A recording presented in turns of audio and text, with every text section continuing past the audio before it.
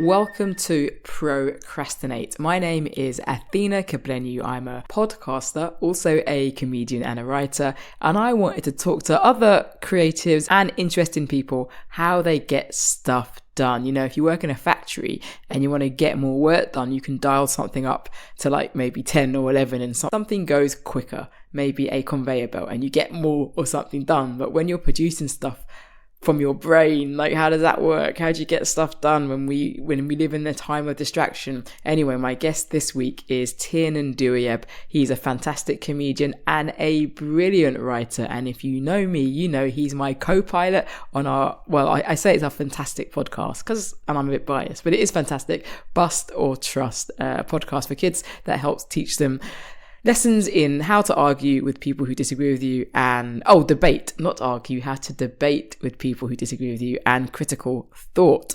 Anyway, me and Tiernan have a lovely chat about parenting and social media, which hasn't appeared as much on this podcast as I thought. I'm so excited for you to hear this chat. Tiernan really is a cool dude, very funny, very thoughtful, very intelligent, and it was a pleasure to chat with him. Enjoy. Welcome to Procrastination, because I've stylized it with the pro to professional. Tiernan Douieb, first of all, are you a procrastinator, and is there something you should be doing, but you're here doing this instead? Well, I should be doing, in fact, I should be doing for a script for the other podcast I do with you, but I am not. So when they come to ask me why, I'll be like, well, it's Athena's fault, and you can, no. And do you know what? I have got better at not being a procrastinator, but I still have like really bad days of it, and I'm gonna be. Am I allowed to swear on this podcast? Of course you are. Okay. Well, it wasn't even a swear. I was just gonna say I'm gonna be a total dick. But I remember I've sort of learned. I've got to a point now where I feel like the procrastinating is necessary. I've managed to teach myself that if I'm having a day where I can't write and I have to procrastinate, it's because I know something's gonna come to me later and I almost need the downtime, and it's a total cheat mode that makes it seem like I'm not wasting time when I have. That's what I tell myself. I think what you're saying is completely correct, and you're not the first person to say this, and now that means I've got to put that person's podcast out before your podcast.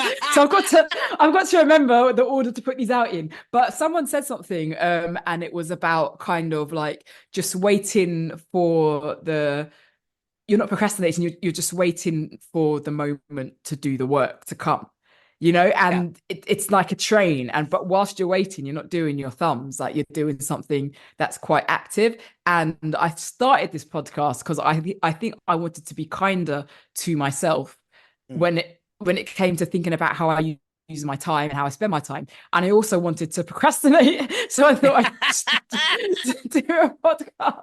But what happens is what I find is, as I have gotten deeper and deeper into a freelancing career and then transitioning to a completely freelance kind of situation, I procrastinate more because that is part of the process, you know. And I think when it's funny actually, because you said you got better at procrastinating.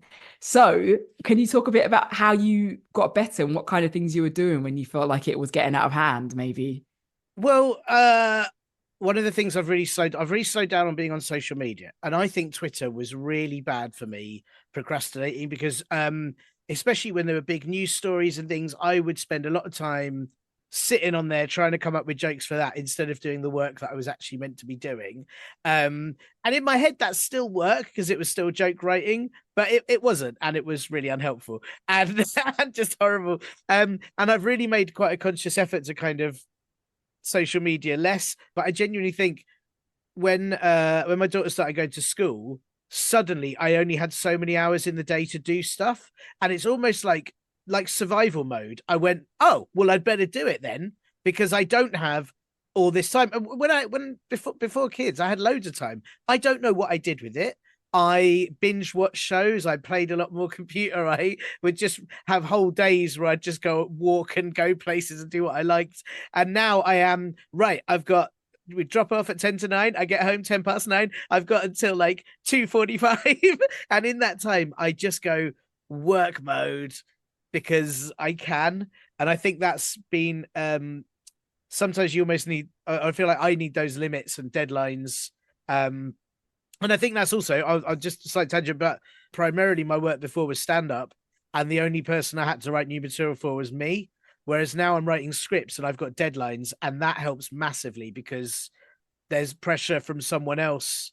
When it was just me, I was like, I'll get it done, and I would not get it done. And now I have to get it done. Boundaries are so important. I just find boundaries a little bit like, it's a bit of a weird analogy, but like in movies, when people are in some kind of space that's getting smaller and smaller, or a tank that's getting filled up with more and more water, it's like, oh, I need a solution. Actually, if I don't have a solution, I will die. That's what time boundaries are like for me. Like, if I have time boundaries, like getting closer and closer and closer to like some kind of urgency, that it's like, I need to do this. I have to find a solution, i.e. I've got to do the work. Otherwise, well, I won't die. I'll just have to send an email and explain why I haven't done something. But it's that kind of like, the waste compactor in Star Wars, when they're in the waste. That's how I feel. Like, it's just they're running out of space, and it's like, what can we do? Oh, okay, I better bash out that thing then. But what we don't realize is like, let's say you write a script and then you send it somewhere and they send it back and they say something like, this is great, insert joke here. And it's like, oh my, like, I need a time boundary so I can think of the joke to insert there. If I didn't have a deadline, then I'd just be creating. It just wouldn't, my brain wouldn't kick into gear. So I need boundaries. You are the first person, bizarrely enough, crazily enough, to mention social media. Really? It's not come up on this, but which is really interesting because I am. I know I'm phenomenally addicted to social media, particularly Twitter. I don't know why. I get not that much joy from it, not that much attention. What did you use a lot of, and you said it already. Just like you start off looking for work, you looking at it because it's like work, because you write about the news and you could put jokes in it, and then it just sort of spirals. Are you a cat person? Do you like to look at cat videos? No, it was endless jokes, which again is kind of work, isn't it? It was endless jokes. I would make a point of a bit like you do. You do the same, really. You joke about lots of stuff, and that's what I would like. Every news story, I'd try and think, oh, I've got a joke about this many news stories in a day, and then I'd often get my jokes in the Poke or in the whatever newspaper was, and I'd get the hits from like the dopamine hits from that. But what does it doesn't actually do anything, and instead it just meant I wasn't working on all the things I should have been, and it took a real effort. I think it was very much helped by Twitter kind of being taken over by Elon Musk, and the whole kind of the increase in trolling, and suddenly realizing people weren't even seeing the tweets. And I almost cold turkeyed it. I just overnight went, I'm just not going to post on here anymore. And weirdly, well, not weirdly at all. It's just, I just feel like it's given me so much more brain space. Because I mean, it also helps, I think, when I was particularly doing adult stand-up, grown-up stand-up. Adult stand-up always sounds like it's something to porn. Grown-up stand-up for grown-ups, and doing like a political podcast and stuff. I was watching the news all the time. I was always on Twitter reading all the journalists. I've cut all that out my head. As much as I say you should pay attention to politics, I've stopped. And I now feel like it's freed up all this creative space because I can just kind of go off on weird flights of fancy and imagination and not worry about what some awful politician has said today. Yeah. Sometimes I feel like if I'll be sat at my laptop and I'll be working, and I'll have a thought. It won't be like an intrusive thought. It'll just be like an observation. Like, I woke up this morning. We're just recording this after England played football. They played Serbia yesterday, and I thought, why do England play like strangers? I just thought that, and I was like, I've got to do something with this thought, and I had to like shut down Microsoft Word, open up Twitter, I just get out of my system, and it was like, I don't know, almost like relief.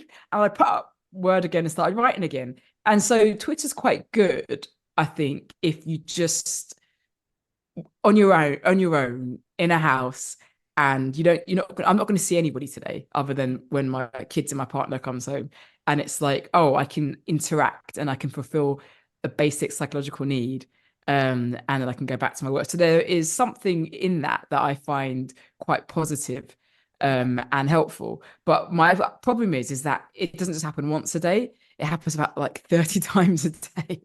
And it's like, no, nobody cares. It's not that helpful. It's not that insightful. And it's tapped into that need, I think. And that has made us slightly addicted to it. So what I'm saying is I need to do what you did and just not. But it's tricky because I think you're it. right in that. Like, I really about think the England that team. writing... Yes, I am right, by the way. I am right about the England team. They do play like strangers. But I feel like I always feel like writing helps me write more. So like, you know, like the feeling you come off stage after a gig, your brain's racing. I need to yeah. Like writing, I need to be writing something to help me think of writing other things. So Twitter is good for that. But because it's such short, fast hits, and like you said, because you're posting so many times a day, I was posting, I don't even know, it was just ridiculous. So many, and that was what was damaging. Whereas now I'm like, I try to like spend, if I've got a few things on the go, I'll spend a bit of the day working on like the podcast script I should be doing now, and then a bit of the day working on an animation script. And so I'll jump between them because I feel like that gets my brain ready for the next. What do you know what I mean? It sort of charges it up, if that makes sense. Yeah.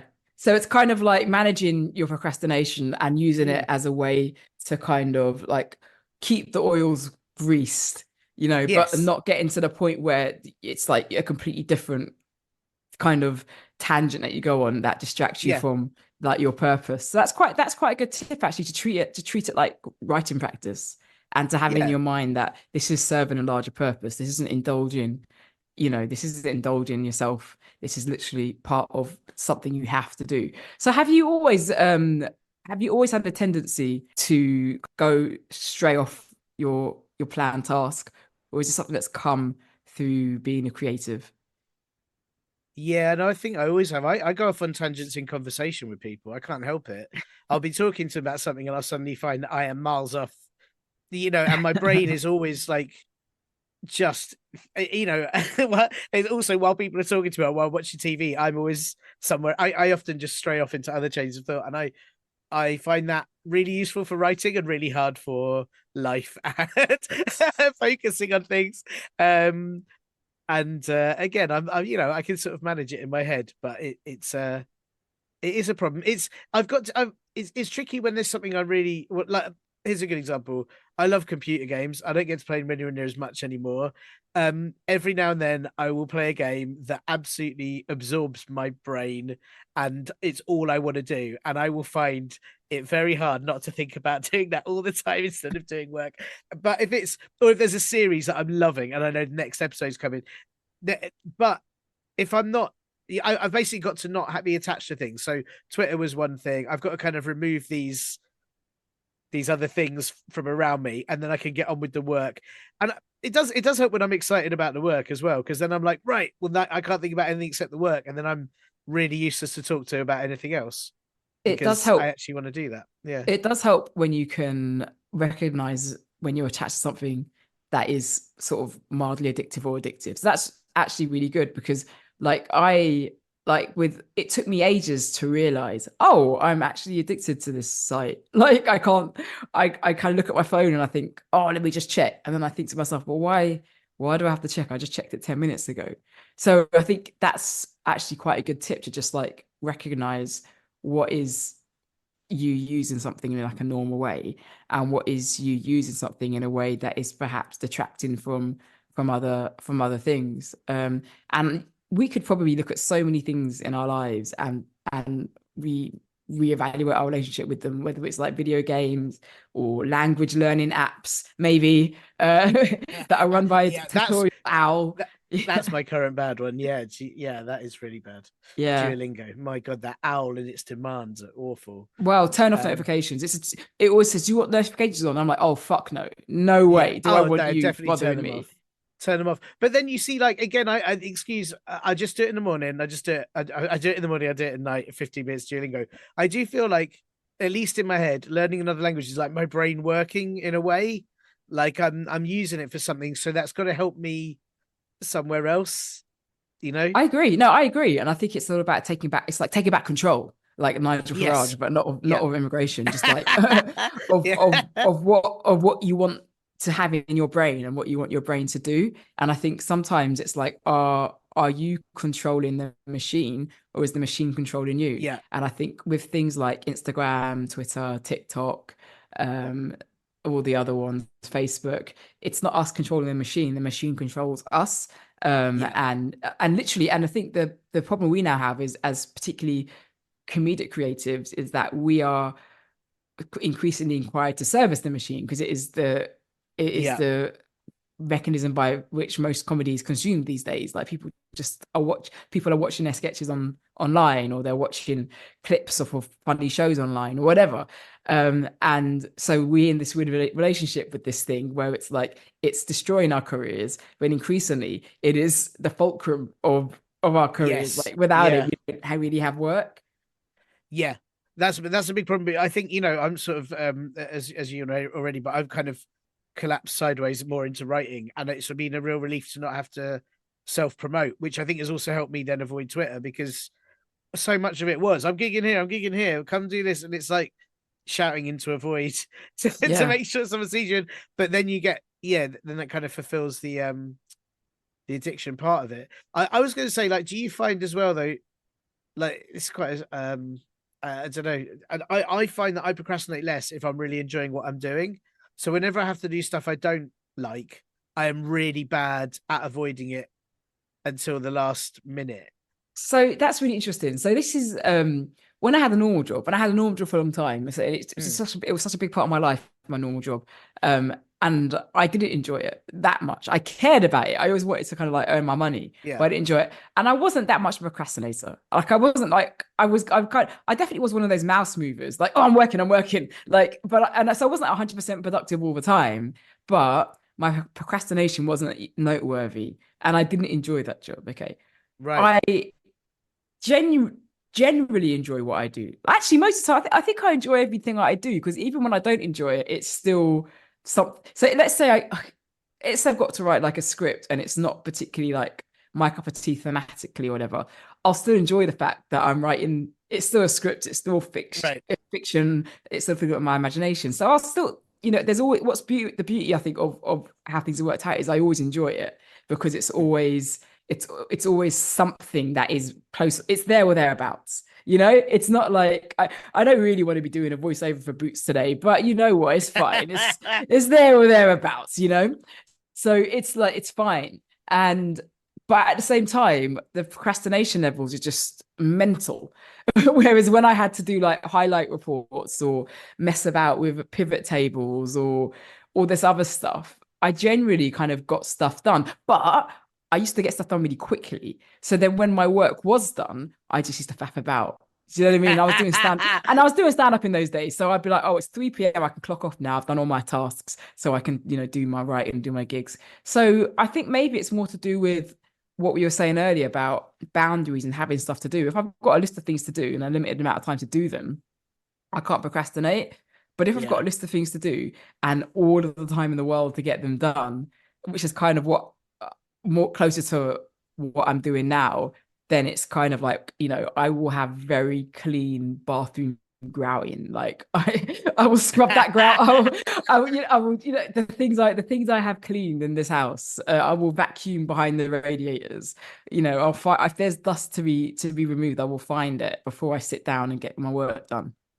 That's great though. What a great way. I try and do that. I try and go, well, I've got like tidying is a really good way out of it, but also, yeah, you actually get to tidy it. And it's really annoying when I don't procrastinate and go, the place is a mess.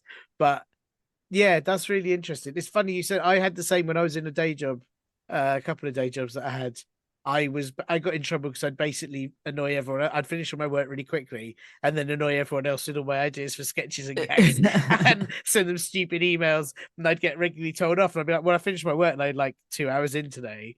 This is easy. But I wonder if again that's like, this sounds a bit snobbish maybe, but not that work isn't taxing your brain in the same way creative work. Like it's easier to just get done. Whereas if you've got to create, you've almost like got to, I don't know, grasp at your brain. It's harder magic brainwork. extras. It's massive. It's harder brainwork. So something I had to learn about myself is the whole time I had a normal job. This is just to contextualize it. I think it's about 15 years. So I got into, I had loads of jobs, but I got into a proper job when I was like 21, 22. I didn't leave until I was like 36, 37. Okay. And that's like, this is like, getting nine-ish, leave five, six, sometimes seven-ish or whatever, right?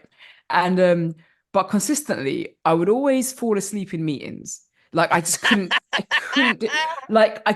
deal with, I would like, when you're fighting to keep your eyes open, there was always something about the format of a meeting that I just couldn't tolerate. And I it took me to leave my profession to realize that that just didn't suit the way my brain works, because I get to things in I get the point of things very quickly. So when I'm Mm. in a room full of like 10 or 12 people who need to be taken step by step through something, and I'm already at the end, that was just really challenging for me to kind of like, I'd be like, why am I here? I know what needs to be done. I know this information. Most of the time I would have written information, or like I was never a time waster. And you get a lot of time wasters in office environments, and people like to waste time in office environments because the more time you waste, the less time you have to do stuff, which I hated. I'm very much a doer. um got what I don't know even why I said all of this stuff. What I've gone off on a tangent, haven't I? It just doesn't fit you. It doesn't fit Yes, you as that's a, right. yeah. Yeah, it didn't fit me. And then now, I mean, so you actually, I think you're right in sense of, it's not, maybe the word isn't taxing brain. It's like about what fits your Mm. brain. Yeah, yeah, yeah. What vocational outfit looks best on the way your brain works. And if I'd stayed in that old job, I mean, you must know my gross misconduct story. Yes. Yeah, I'm yeah. sure you told me this before, yeah. Yeah. So, but that arose from basically being in an office, not having much work to do, that no one would give me work, and I was just email my mates because I was really, luckily I was vocal at the time about the fact that I wasn't being used correctly and that there wasn't enough on my plate, and that I was trying really hard to find work. So when they got done for sending lots of silly emails, I could say, well, actually, yeah, I shouldn't, you shouldn't use the word, these words in this language on work emails. But at the same time, I was kind of screaming from the rooftops, like, I'm just coming in every day and doing nothing. Like, this is really Yeah, yeah. unacceptable. So when you are creative now, you're responsible for your workload. So there's no one for me to shout at anymore for being bored. Like if I'm sat around Yes. twiddling my Yeah. thumbs, that's on me. And I like being in control of that now. Because when I wasn't in control of that, it was really horrible and I didn't have enough to do. Yeah, but then it's also like why it's hard when you're your own boss. It's hard to then not like sometimes hard to get to the work. 'Cause you're like, it's only me that I'm disappointing, and I don't care. And I'm like, it's yeah. And do you know, you reminded me. I used to work with someone. One of the council jobs I had, there was someone there who she'd worked there for 25 years, and you get like you got like an extra day or 2 days holiday per year you work there. So she would come in only for like 6 months of the year, sit there, do nothing for six. Like she wouldn't even get her work done, and then she'd just disappear. And she was having the best time. And I was like, yeah, you can handle it. I would go absolutely bananas, I like couldn't. trying to just sitting there for more holiday. Like it doesn't work for But me at all. I met loads of people like that in it, and it's really like seductive, that Mm. that kind of attitude to work. And a lot of it is like indoctrination. I think not indoctrination, that's the wrong word, but a lot of it is kind of like, for some people, their aim in life is to kind of get like a good salary, by any means necessary, and achieve like a completely epic level of work-life balance, like so epic. And that person has the work-life balance ratio is insane. But the weird thing is, it isn't actually balanced because there's no fucking work there. So this is a Yeah, crucial yeah, part of work-life balance. So for me, the work part was really important, and like so important. I don't know why, because I'm not the most industrious person. I haven't invented a very cool light bulb in my life. Do you know what I mean? I don't carve out hearts for people from a liver and stick them into another human body. So I don't really want to be snobbish about the value or the kind of work, but the work still has to be kind of, you want to have a sense of achievement, I think, most yeah, days. Because, yeah. and I think, kind of looking back on my work career, what frustrated me most was that you, particularly when you work in the public sector, which is what I did, your sense of achievement is really tied onto so many things that aren't linked to you. You know, so when I was building roads, like you couldn't build the road without somebody very important in government going, you can build this now, and Sure. they would say yes or no based on the most spurious reasons, and that was just so frustrating. Or when I was doing, yeah, when I was doing other things, like you'd work really hard to do something, and some lord or lady or some fucking whatever enclave in this country would be like, we don't want that, and then you wouldn't get to build whatever it was he was building, Oh, and that was Jesus, yeah. really then and then when it's like for most people in that situation, there was like, oh well, my job was this little part of the pie, and I've done it, so never mind. But I'd be like, oh my god, like this is so unfulfilling, you know. Yeah, yeah, And I struggled with that. But even in those days, procrastination wasn't a particularly big character trait of mine as much as. But I think I was kept busy. I think that's what it was. I was still kept busy. yeah, yeah. It's that whole thing of like well, I hate that thing of like, do you live to work or work to live? I always hate that because I'm like, I want to do both, but I think like you know, in those jobs, I actually earned a salary and that was great, but I hated it and I would procrastinate and my mind would wander. Whereas then for years afterwards, I would do the work that I found creatively fulfilling, but I wasn't earning any money. But that felt better. That still feels better to me in the long run. But then you're right. Then I started to procrastinate more. So I don't know what. Yeah, I think it's just I'm starting to think that this is just kind of, if you have the kind of, not that any one personality can be creative. I think anyone could be creative really, but the kind of personality that lends itself into being a creative is sadly prone to thinking I can start after I've done this. I can start after I've done that. But I think that's what you goes back to what you were saying earlier. That's because our brains know it's sort of like necessary. It's like water in the garden, you Mm, know, and it's like it's, you can't just kind of just sit down and start working. You've got to kind of work and ponder. And I use the word masticate a lot because I think it's a yeah. really good word. You have to just kind of like chew through stuff in your head. I'm In a such a child. I still laugh at I that word, know, I even know. though I know it's It's, one a child. Yeah. it's It sounds like it's we've rude. got to It's put it not in rude. we've got to put it in the Yeah. next Bust or Trust podcast. I'm Yeah. gonna, yeah. No, we won't get That's through the episode. that's the challenge, and do that corpse him. So But that's do why I you think have it, like yeah. I was gonna go. I was just gonna say that I now there's also like some days when I realize now, like on Friday, for example, last week, I can give this a recent example. I was away from Monday to Thursday. I got back and I was like, Friday, I've got to do all this work. And I just didn't. And I was so tired. And I just went, you know what? It's all right. I'm tired. I'm knackered from traveling. I'm knackered from all the other stuff I've done in the week. It's okay for me to have today off rather than do terrible work.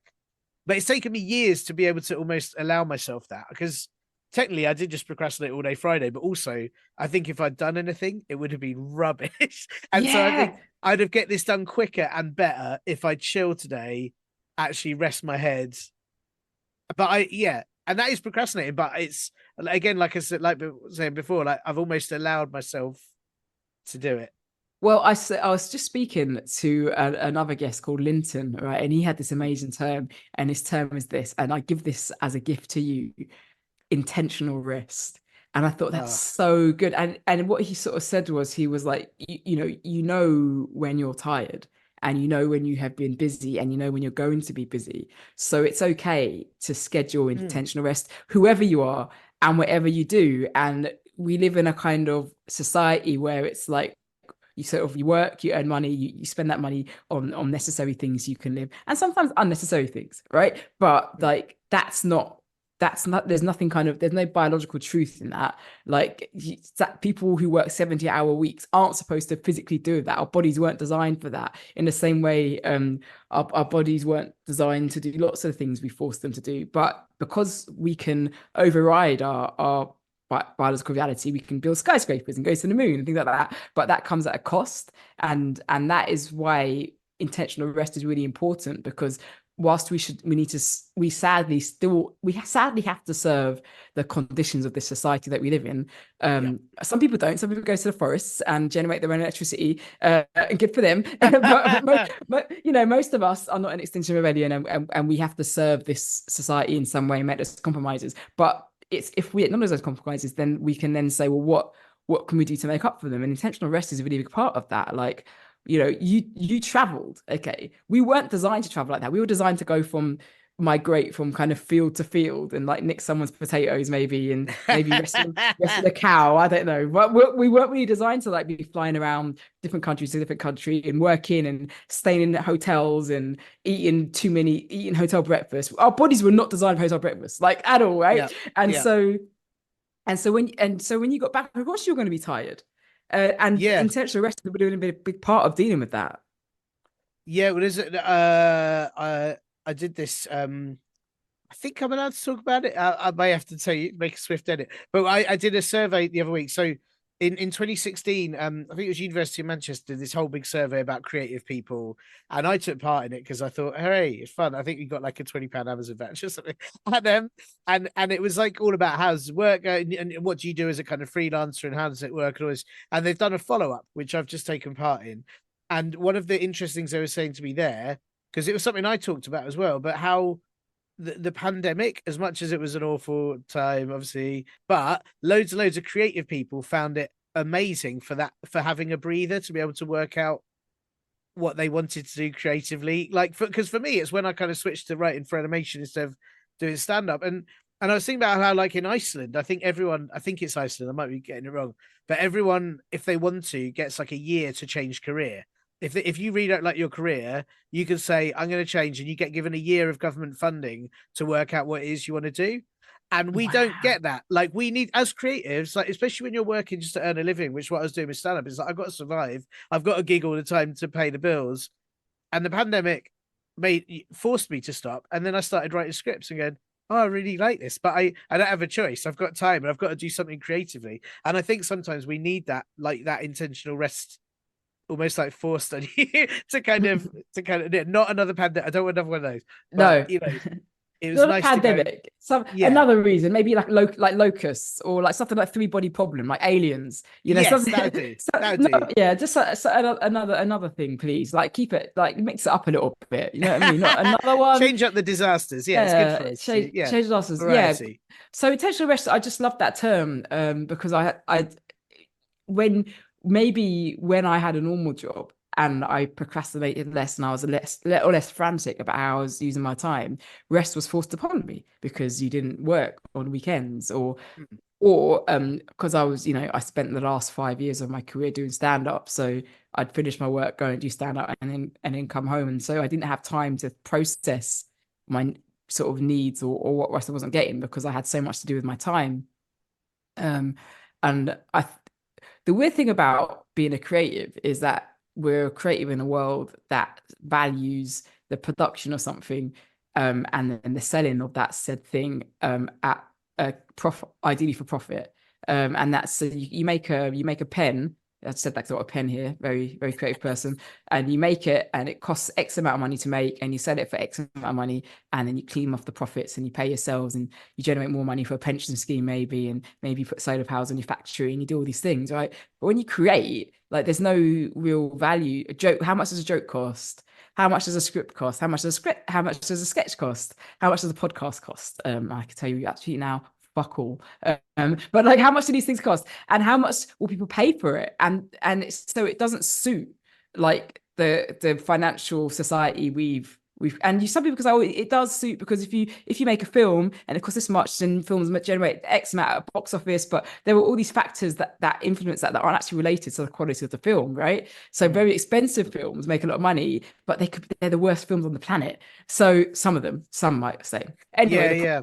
I'm going somewhere with this. So the point I'm making is that, how do you then program rest into that system of production, that where you can't work out your hours, you can't work out its monetary value easily, and so rest is scary because I can't rest because I've made this thing and I've got to sell it, but then how much I'm going to sell it for? I don't know who's going to buy it, and then if someone does buy it, it might be shit, people might hate it or whatever, and so it's hard. And that's why you have to kind of, a bit like how we have to divorce our biological reality from social reality, we have to divorce our creativity from like the world of business, and stop thinking about it in that way, because the two things don't fit. Does that make sense?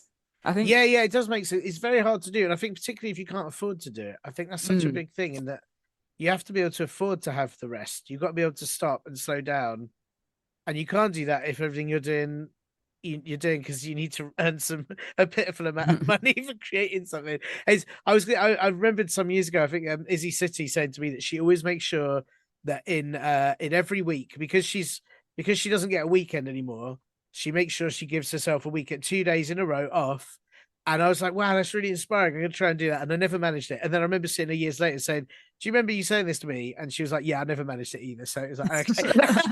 It's totally useless. But I feel like you've got, yeah, it's all this kind of But I the don't know, weekend it's is really the hard to do. concept of the weekend is a product of industrialization. You know, that's Mm. a industrialized nation product concept. Like you go. We used to, have weekends and we fucking farmed goats, and that's all we did. Goats don't go, oh, it's a Saturday, I'll graze my, it's a They don't Saturday, I'll take graze time off, myself. yeah.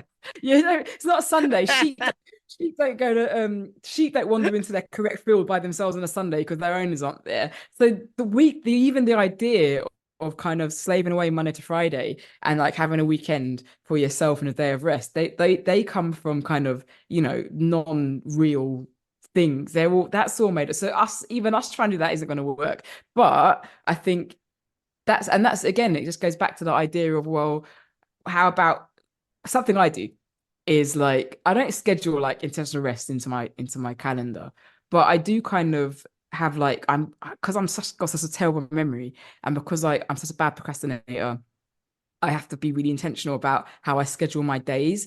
But then I can kind of look at where it's really crowded, and I can be like, well, if I've achieved certain things, I'll reward myself with rest. And that Oh, works I quite see. well for me. So I have my little sit down and cups of tea, or not even rest. Sometimes it's like going out for a run, but whatever I do to relax and things that I enjoy, it becomes like a reward in my brain for things that I've done. And that's how I manage myself. That's the only Right. way I can be my own manager. So do you have little techniques for either getting things done or making sure you take time out? No. Um, um, no, I do. I've got like you, I've got lots of to-do lists. I've got like kind of a big one on my computer that I just try and work my way through. But I think I've just got into a habit of like, especially like we've got this weekend coming up. We don't have to see anyone this week. We don't have to do anything this weekend. So I've just said like Saturday, Sunday this weekend, we're doing nothing. I'm not going to do any work. I'm not going to touch any work. I probably will, but I'm going to try really hard not to. We're not going to do it. And it's like, we just try and mentally block out a day, all of like as a family, just where we're not doing anything. And it's hard though. It's really hard. And I don't manage to do it like you. And what's annoying is I did a bit like you said, running. I used to have a thing of like I go to the gym twice a week, and then I've got these injuries since November, so I haven't been. And now it's like, well, I haven't even got that. So you know, you sort of you lose these moments. And I don't commute anywhere. Commutes are so good for that sort of reading a book, or I don't have to commute anywhere. So yeah, it's hard. But I tell you I what, it's not. Oh, yeah. oh, sorry. Okay, sorry, I interrupted I was you. just going to say that I do now find that one of the downsides of not doing stand up and working the day is that I get to about 8 p.m. and my brain just doesn't work anymore. So now I'm like, well, I have to watch TV or do something because I can't come up with anything good at this time of night anymore. Oh, see, that's lucky. I'll always be a night person. I'm not a morning person, so I'll always be a night person. But so luckily, like that, if like that, and the reason I've been a night person is quite good if you're a procrastinator, is that you can procrastinate all day, and I can put the kids to bed, and then I can just start working at 8, and it just that's quite that's quite good for me. So, and I think I just train my brain to work well at night as well. What I was going to say is, and it's a real shame that they're not that easy to obtain. But one thing that does really help in terms of procrastination and rest is children. But you can't just like go to like Argos and like, oh, I'll have a child, please. Like, unfortunately, they kind of, Well, that would also mean you could return them, which would be oh, really handy at times. So could you imagine? But yesterday, put Ayo to bed and he comes wandering in to my bedroom, and he's got like sick on his mouth, like crusty sick. And Oh I'm no. like, where you sick? And he was like, I was sick in my mouth. I was like, well, you can't be sick in your mouth. You could even sick out of your mouth. Where were you sick? And he goes, good night. And he runs off. There's a bit of sick in my house somewhere. No idea where. Surprise. It's like, Yeah, but it was all crusty and dry. And then I went to his bed. His bed was dry. I looked around. There's that's no sick on it. so But grim. so one day I'm going to come across a bit because kids are just they put so much shit in their mouth. They just occasionally have a little, and that's Yeah. they're fine. It's like when you're drunk and you're sick and you feel better. That's what kids are like. But it's just anyway. It's just I just remembered that Well, I'd forgotten that there's a happened. nice. Yeah. He's helping your work there because now if you procrastinate, you'll have to tidy up. You'll have to find it. If you do your work, you won't I have can to look for hunt that down the sick. sick. Yeah. Yeah, so it's like Yeah, either way. I can look for that little pool of vomit. But anyway, what was the point I was making? First of all, it's like you have to look after these kids. Like it's literally, Yeah, I yeah, said this before. It's literally the law. Like if so, I don't. You yeah, don't have a choice but to stop working at 2:45 to pick up your child. Otherwise, you're going to get a phone call. And I don't have yeah, a choice but to stop working it and put dinner on, or to like give them dinner and put them in the bath and do all that stuff. And that is so I'm so grateful for it. Like it's such a nice way to mm, switch off and invest my time into you know what is like a much more important thing than sorry for all the people that I owe work to or work for, but there's just nothing more important, and that's lovely to it's a lovely way to divorce yourself from this kind of material construct of a society that someone's just made up than to invest time in another human, and it's a real privilege. So that's good. But yeah, then the yeah, other yeah. thing that is procrastination. So many socks, so many pants to fold, so much laundry, so much shrapnel in the house to tidy up. So do you find that it's quite good, like in terms of how you spend your day? It's like handy, or is it like, oh god, I've got to do more stuff for this It's a mix because it's like you vomity said, like child? we're lucky that we do the school run is a walk away, so I get a 20-minute walk there with the kid. That's I can't get any work done then 'cause she talks at me, but the 20-minute walk back not with the kid, and I've got headspace in this, like, and then the same again in the afternoon. It also encourages me to move during the day when I'm sat on my bum. That's lovely. But then there are other times like bedtime where my daughter refuses, like you put her to bed and then she keeps getting up, and it's like this bedtime's gone forever. So anytime I plan to do work at night, it's always got like 400 false starts. And then by the time I actually get into it, it's like, well, I can't do anything now. So like it's tricky, but it gives you some sort of structure to your day. School does. And Yeah. then half terms and holidays completely ruin that and it all goes wrong. Oh, Um yeah, I've sort of given up now. So the other thing I do is if it's like a half term or if there's this time where I know I'm home, I don't even expect to get work done. Like unless it's like they're in bed. And the minute I kind of made that, because I used to try and work around them, right? So especially because when they're babies, you can work with them because they yeah, just lie they there. sleep in the day Yeah. and or They, yeah, that's brilliant. and they're very easily pacified, really. I mean, if you're lucky. But then as they get older, it's just the only alternative is to give them an iPad, and then that's just like I can actually see their brains getting smaller and smaller. Do you know what I mean? It's like, oh god, no, they start. I can hear rattling. It's rattling around in that skull. So so I sort of made a decision like, oh, if there's and sometimes it's very prolonged. Some holidays are 6 weeks, but I just was Yeah. like the minute I made that decision to be like, oh, this block of time now is parenting and I can't afford the childcare and I can't and so I can't do anything other than parent. So I'm gonna just dial down all expectations I have of myself and what I'm going to achieve. And that does affect my money and it affects my career because maybe I say no to things I don't want to say no to. But it was like, but what else am I supposed to do? Do you know what I mean? I'm Yeah. not Yeah. Yeah.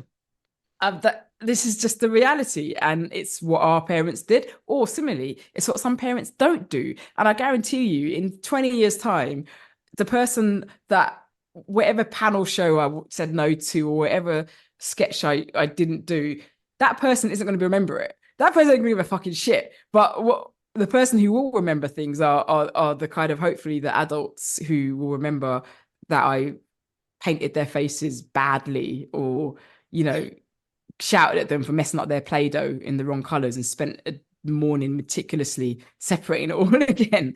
And that stuff I think is more important. So obviously you have to make sure your shit's paid for and you're making money. But I draw quite strict boundaries around parent time and working time now. See, this is what I add parent to my, my job description now, because it's like, this is important, you know. It's not a job, but it is a big part of how, you know, it's probably the most important thing I have to do. Yeah, and then everything else is secondary. So it's not procrastination, it's parenting, and that feels like a nice way to end this. I'm going to ask you one more question because we're going to end now. I think I've taken up enough of your time. Thank you so much for your time, Tiernan, and it's been such a nice chat. We're going to press stop. You're going to go off. What have you got to achieve today? What are you going to do? I'm going to be your motivator. What have you got to get done? I'm going to get, I said, I've got to get this podcast script for you and me to record in about a week and a half's time. I've got 2 more to do for I'm going to plug our podcast because you're on it. It's Bust or Trust, a kids mystery podcast. And by next Friday, we have to have 4 scripts, and I've done 2, and I've got 2 left. So let me do one because I actually have it on my to-do list, and I keep carrying it over. Well, and I look. You stop procrastinating, and I'll stop procrastinating, and we'll get in our scripts by next week. After this call, I'm going to go into the folder. I'm going to pick one, and I'm going to tell you what I'm doing. Okay, it's going to be, and I'm going to do it. Absolutely done. I knew there was something I was meant to do. We'll see who actually manages to get their work done most. That's the key. All right, brilliant. Thank you so much, and Godspeed. And to you.